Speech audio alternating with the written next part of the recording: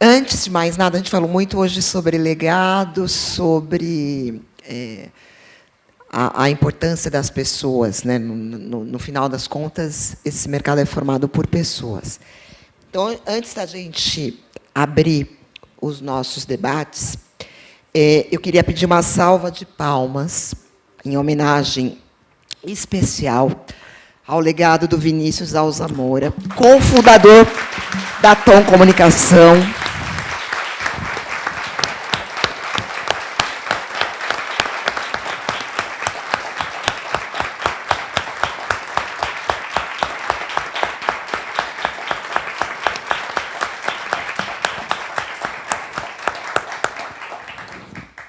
Enfim, eu nem conhecia bem, eu conheci o irmão, mas a gente fica... E acho que a gente está aqui para celebrar a vida. Não estava no briefing, né, Adriana? mas eu acho que é importante. E quando a gente fala de relações sustentáveis, é sobre isso, né? Relações que ficam, que duram, e a gente... Nessa grande transformação pela qual o SEMP está passando, e essa agenda do evento, ela diz muito a nossa jornada também. Nós fizemos, no final do ano passado, o lançamento do Pacto SEMP, que é resultado de uma discussão intensa, na verdade, desde que o nosso novo conselho foi formado, em maio de 2023. A gente tinha ali uma agenda temática de alguns pontos importantes para a gente discutir. A gente formou 2 grupos de trabalho. Um desses grupos de trabalho tinha um guarda-chuva mais global, né, sobre relações sustentáveis, e o outro era específico sobre boas práticas em planos de incentivo, né. No final das contas, o grupo de relações sustentáveis focou em 3 temas, que é transparência nos negócios, sustentabilidade financeira dos agentes do ecossistema e concorrências. A gente acabou de falar aqui, né, sobre algumas agências, quando os relacionamentos não estão bons por diversos motivos, promovem concorrência. É legítimo e é importante em alguns momentos, mas a gente sabe que esse processo é mapeado já há muitos anos como a maior dor das agências. Então, a gente acabou agrupando esses assuntos no Pacto SEMP, que tem 4 capítulos, com recomendações de boas práticas nesses assuntos. Quando vocês terminarem e saírem daqui, vocês vão receber o guia impresso, e também no nosso site tem lá um QR Code para vocês baixarem. E a ideia desse painel é a gente falar sobre a importância de relações sustentáveis. Vocês representam, né, 3 elos importantes da nossa indústria. E aí eu queria começar com vocês, né, desse lugar que vocês estão. O que vocês consideram fundamental para que a gente estabeleça relações sustentáveis? Começando com a Adriana. Bom, primeiro, deixa eu agradecer não só ao SEMP pelo evento, por vir a Belo Horizonte. Nós gostamos de recebê-los aqui e de conversar com os principais protagonistas do mercado, e o SEMP definitivamente é um deles. Depois, eu preciso agradecer o carinho, e eu queria muito agradecer o colo que o mercado me deu, porque é muito engraçado que a gente fala de um mercado cada vez mais desgastado, mas eu recebi tanto apoio, tanto afeto, tanto calor mesmo das pessoas, que eu queria muito dar esse testemunho. Teve colega concorrente que ofereceu, gente na criação, gente que ofereceu, enfim, de colo a equipe, abraço, aconteceu um pouco de tudo, e isso me deixou muito emocionada, de verdade. Muito obrigada.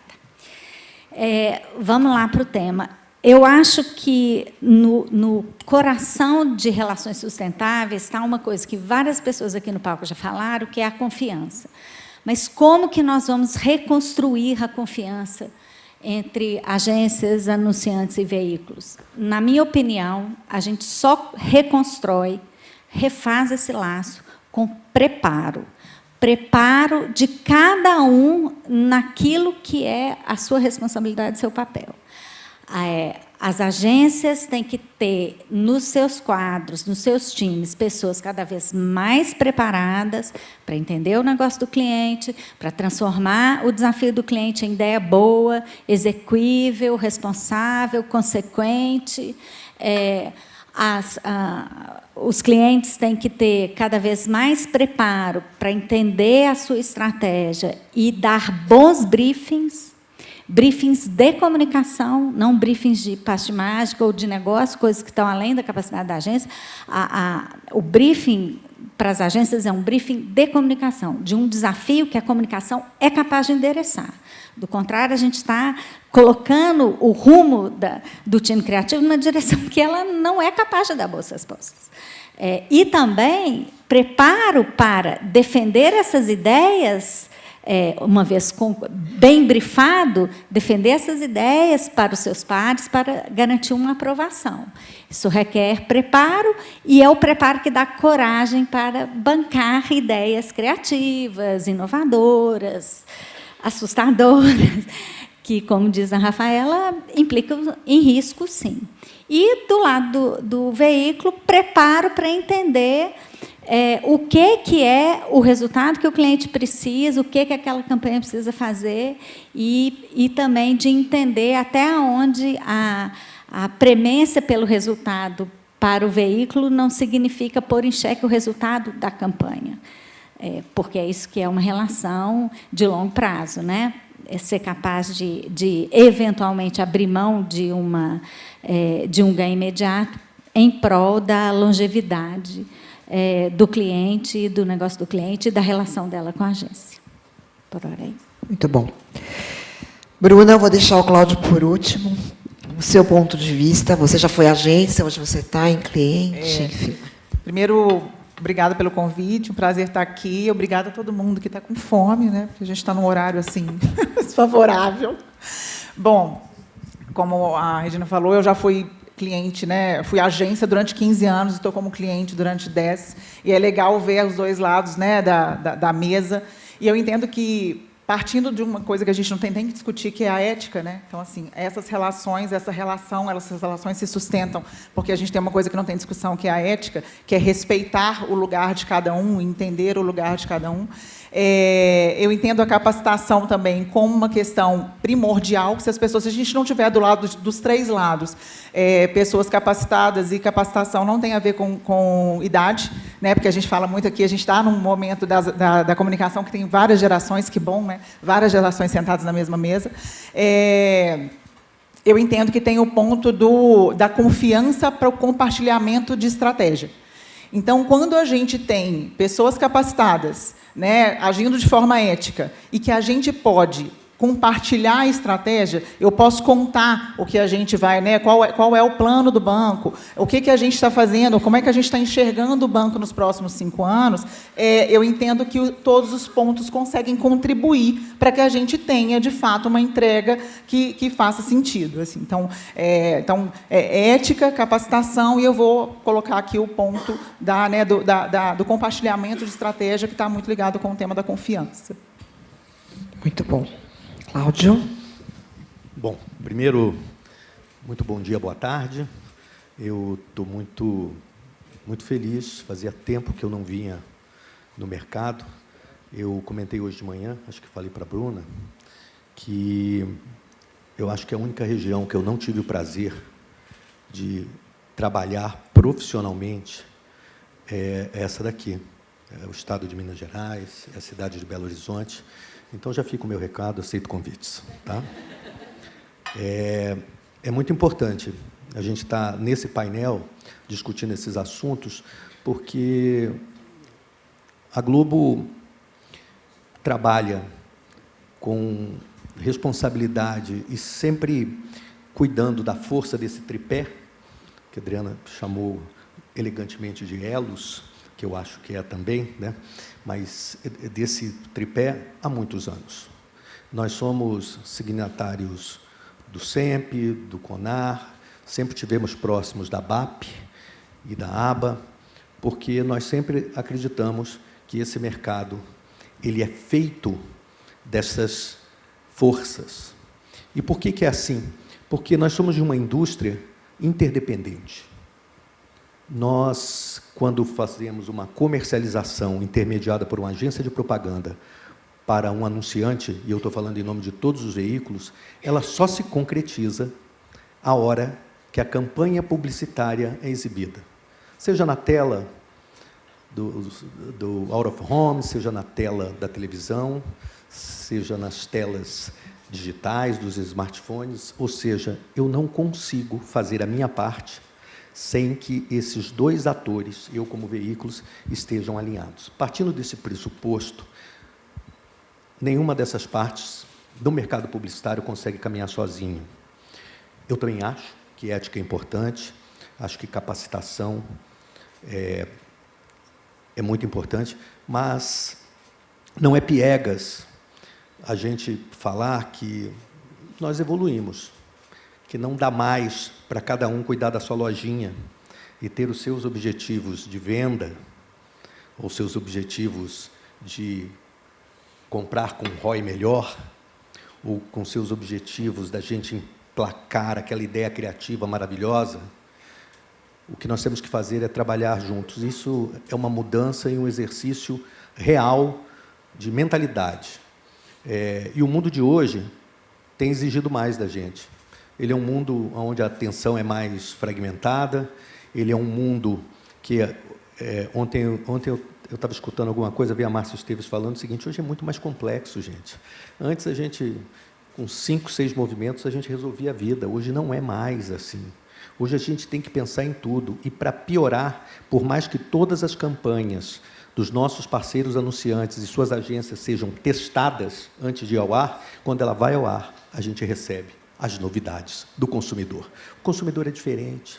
O consumidor, ele já sabe a diferença real daquilo que parece sustentável e aquilo que é realmente sustentável. O consumidor sabe muito bem já identificar quando naquela relação, naquela proposta que vem ali, que realmente, se aquela empresa está falando de maneira genuína de diversidade, de inclusividade, de inclusão. Então, eu estou dizendo isso porque tudo é mais complexo para a gente. Então, eu colocaria aqui para vocês o seguinte: relações sustentáveis não é mais uma questão estratégica, é uma questão de sobrevivência do nosso meio. E esse futuro que a gente olha e pretende que ele seja mais sustentável, mais inclusivo e que seja estabelecido entre nós uma relação de valor, um pacto de valor, ele não está começando, ele já começou e ele será determinante para o futuro da nossa indústria.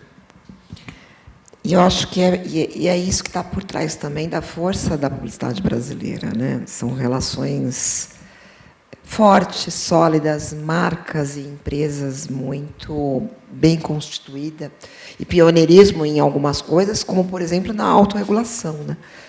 A autorregulação é uma jabuticaba brasileira, virou produto de exportação, assim, e que está por trás do fomento de talentos, de uma série de coisas. Eu queria descer um pouco agora mais para o dia a dia prático de vocês, como líderes de empresas que estão em posições diferentes do mercado, porque uma das premissas, quando o Grupo de Relações Sustentáveis começou, ainda em 2023, a gente fez uma escutativa, houve uma reunião do Conselho onde algumas pessoas falaram, pensando em sustentabilidade, olhando para frente, olhando numa renovação que a gente está tendo geracional, a gente percebe também, eu me lembro, quando eu comecei, né, a cobrir esse mercado, né, primeiro como jornalista do trade, publicidade era o curso que ganhava ali, depois de medicina, era publicidade, o curso da FUVEST mais procurado, com vagas mais disputadas. Isso já fazem quase 30 anos, o mundo mudou, né, a digitalização, as plataformas, as startups, a inovação, mas a gente tem uma questão de engajamento das pessoas, as pessoas, né, terem aí uma motivação para estarem trabalhando numa indústria que, de fato, impacta, transforma. E aí, no dia a dia, como que vocês lidam com isso? Eu queria que você começasse, sabe, olhando da porta para dentro. É um exercício difícil, né? É um exercício difícil e ele tem uma cara diferente a cada dia. Porque os desafios, é como se você estivesse jogando um futebol e cada dia o gol cada hora do jogo o gol tá posicionado num momento, num lugar no campo. O que eu acho que quando a gente é feliz e quando a gente acerta, é a hora que a gente consegue ter o time todo atento, e aqui também já foi dito sobre a escuta ativa e tal, entre o que é o pedido do cliente, o que são as exigências do job, das circunstâncias e da condição objetiva de trabalho. Porque também, frequentemente, a gente é instado a gerar resultados que estão além dos recursos disponibilizados para a ideia, né? Não tem ninguém aqui que nunca recebeu um briefing e fala assim, esse briefing está ótimo, o problema desse briefing é a verba, que a gente não vai conseguir fazer isso com essa quantidade disponibilizada. Então, o que eu acho que quando a gente acerta, é quando a gente está atento a ouvir não só a demanda do cliente, mas das circunstâncias, do problema, dos recursos, e é capaz de, respeitando um processo, concordar absolutamente com a Rafaela, é preciso ter processo, não dá para a gente, a cada momento, imaginar que o trabalho vai começar. A partir do pedido, a gente vai descobrir como é que nós vamos encará-lo, acho que isso não é possível. E, principalmente, a empresa precisa ter uma constância, uma previsibilidade, se não do que ela vai apresentar, mas do como, o que ela vai levar em consideração, como ela vai fazer isso, né? Porque, senão, cada pessoa que você conversar na agência é uma agência diferente para o cliente. Isso não é sustentável. O cliente precisa saber o que esperar, né, da agência. Então, eu acredito que, quando você consegue colocar à mesa todos os interesses envolvidos, porque, assim, é claro que o cliente é muito importante. Mas, se for só do jeito do cliente, ele não precisa da agência. Você não vai fazer diferença se você não conseguir, vendo um caminho ou uma circunstância que requer ajuste, olhar para o cliente e falar assim, aqui nós vamos precisar mexer, isso aqui nós vamos precisar dar outro caminho, aqui não vai dar. Então, ouvir o cliente é muito importante, mas ter autoridade para propor outras soluções, ou ajustes, ou outros caminhos, também é muito importante. Isso só se faz quando você também está atento a outros fatores que não só o cliente pediu. Da mesma forma com mídia. Os meios, hoje, os meios sempre foram muito importantes, meios sempre foram mensagem. Já dizia McLuhan lá atrás. Mas a dinâmica é tal que você também tem que estar aberto para uma coisa que tinha pensado, na prática, precisar mudar, porque na jornada do cliente mexeu, porque a oferta que os parceiros de mídia estão para te apresentar é diferente, ou tem coisa mais interessante. Então, o que eu acho que é o grande desafio quando a gente acerta é quando a gente consegue ouvir, rodar num processo esperto, inteligente, existente, mas inteligente. Ele não pode ser mais importante que o produto. A entrega tem que ser mais importante que o processo está lá para garantir que a entrega aconteça. Mas também ter atenção e flexibilidade para entender que horas você tem que insistir e que horas você tem que verdadeiramente mudar.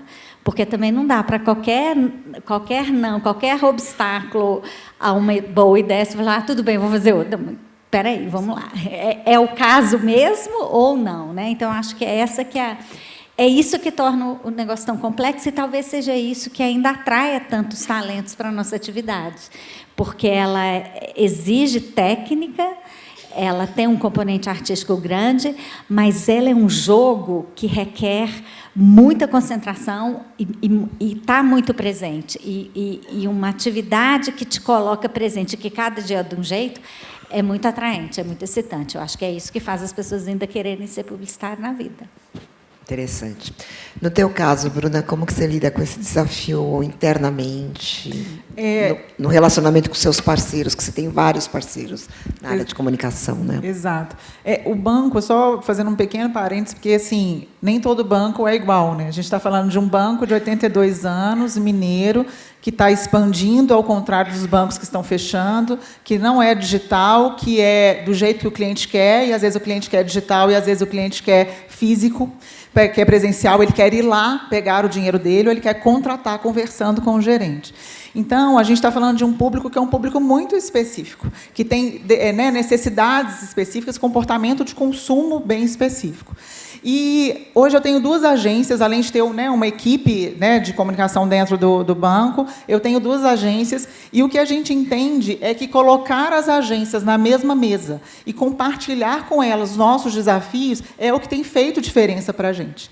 Então, as agências, geralmente, elas têm perfis diferentes, ou tem ali uma agência é mais para cá, outra mais para lá, outra tem uma pegada mais digital, a outra tem uma pegada mais de branding e tal. O que a gente tem feito, assim, como que eu estou aproveitando, como o banco aproveita esses skills diferentes, é fazendo com que essas agências trabalhem junto na mesma mesa, entendendo o papel de cada uma delas, mas podendo, então, voltar no tema da confiança, podendo compartilhar a estratégia, visão de negócio.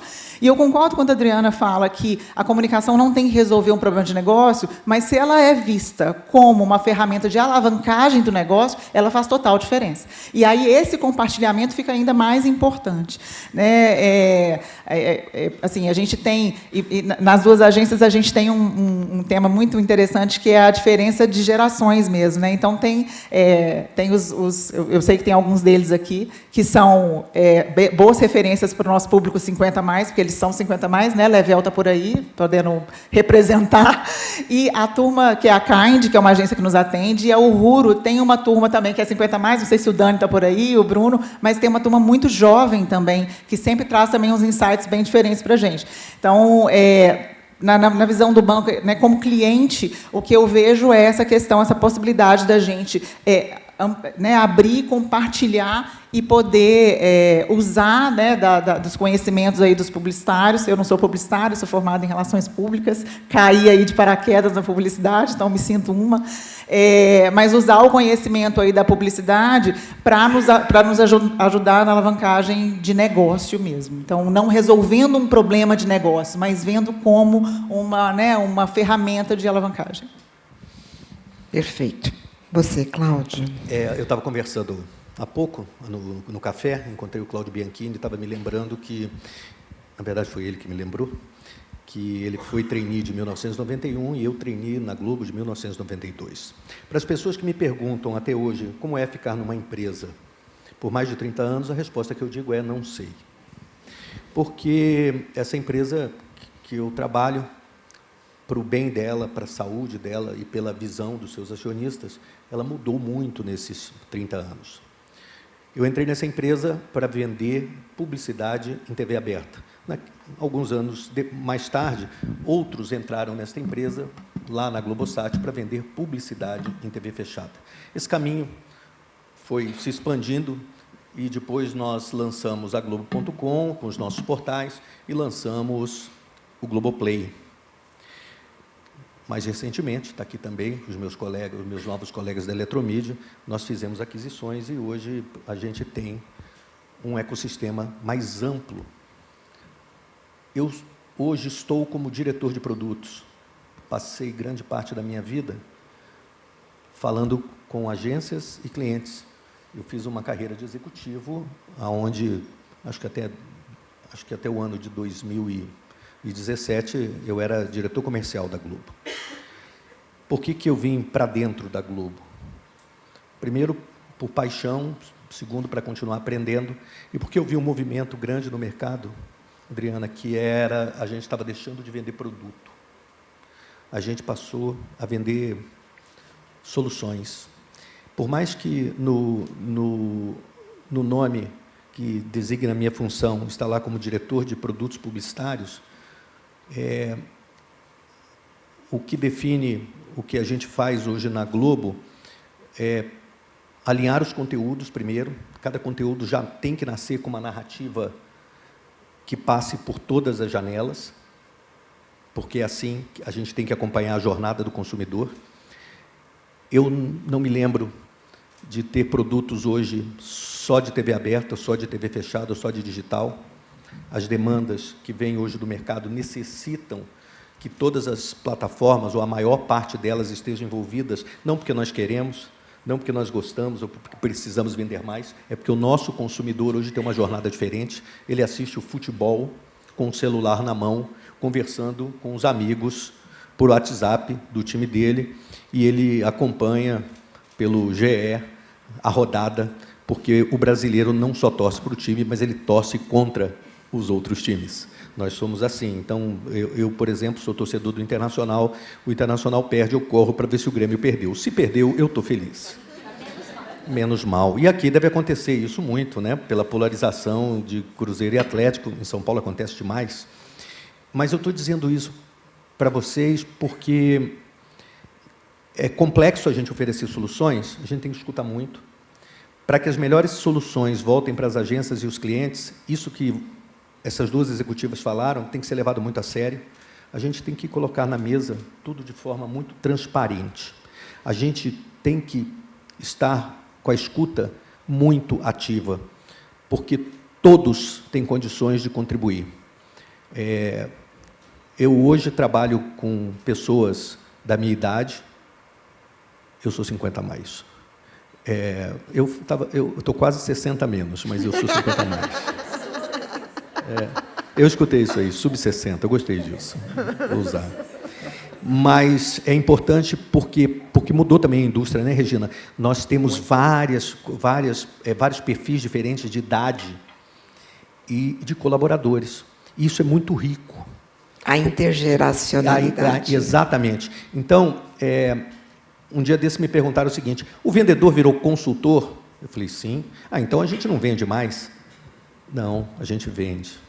É que a gente parou de olhar só para o umbigo. Ser consultor não é deixar de ser vendedor. Você tem que continuar vendendo as suas ideias, as suas soluções e as suas crenças. Nós precisamos muito dos vendedores dentro das agências, dentro dos clientes e dentro dos veículos. Mas hoje o foco é diferente. Eu não saio de casa e nenhum executivo para vender a vinheta de abertura da novela. A gente vende o porquê a vinheta da abertura da novela vai ser importante para o seu KPI, para aquilo que você necessita. Então, hoje, os produtos e os veículos estão a serviço dos clientes. Isso. Você está Queria só complementar, então, pegando esse gancho, porque eu falei muito da agência, com a gente, e aqui também tem vários veículos, vários parceiros que a gente também chama para sentar na mesa e falar: eu não quero o que está na prateleira. Isso. Eu quero que você me ajude, porque o meu público é diferente, o comportamento é diferente. Não adianta você me dar o que você está fazendo para todo mundo, porque para todo mundo talvez não vai funcionar para mim. Então, eu deixei de falar desse pilar. Que é importante. Bom, a gente tem 2 minutos finais, então vai ser menos de 1 minuto para cada um. Mas só para a gente amarrar, o que vocês acham que é o essencial e o prioritário para que vocês, de cada um desses espaços que vocês ocupam, qual é a qualidade ou o atributo principal para a construção de relações sustentáveis? Eu diria que é um tripé, que é ética, qualidade criativa, no caso das agências, e gostar de se preparar, mais do que capacitação.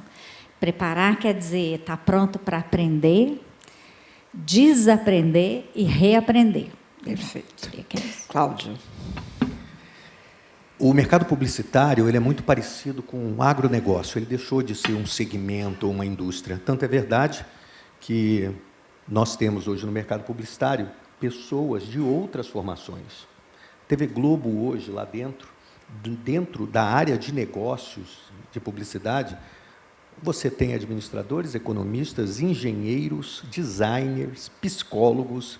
Então, eu quero dizer para vocês o seguinte: nós já somos diversos, nós já somos multigeracionais, nós somos uma engrenagem importante do Brasil. O Brasil sempre passa por altos e baixos, mas o mercado publicitário é sempre resiliente. Esse mercado é criativo, ele é regulado, ele é um mercado forte, e com todos os objetivos e desafios diferentes, nós somos unidos. Eu conheço alguns mercados fora e recebo muitos executivos de outros países para encontrar o nosso negócio. Quando eles querem conhecer sobre o Brasil, eu falo, antes eu vou ter que contar para vocês como funciona a publicidade no Brasil, depois eu conto do Brasil, porque é totalmente diferente do que se vê por aí. E as pessoas falam para mim, vocês acham que não é um risco vocês ficarem sozinhos? Eu acho que o risco é a gente não seguir com os nossos valores, os nossos propósitos e a nossa crença do que o que a gente tem feito até hoje é muito bom e deve ser continuado. Para fechar, Bruna. Bom, eu vou colocar, acho que ética, né, primordial, visão de negócio, então entendimento do seu negócio, a gente precisa saber o que a gente está querendo, o que a gente vai fazer, e colaboração, porque aí os três partes, a gente amarra aqui as três partes trabalhando juntas, olhando para a mesma direção, com o mesmo objetivo. Perfeito.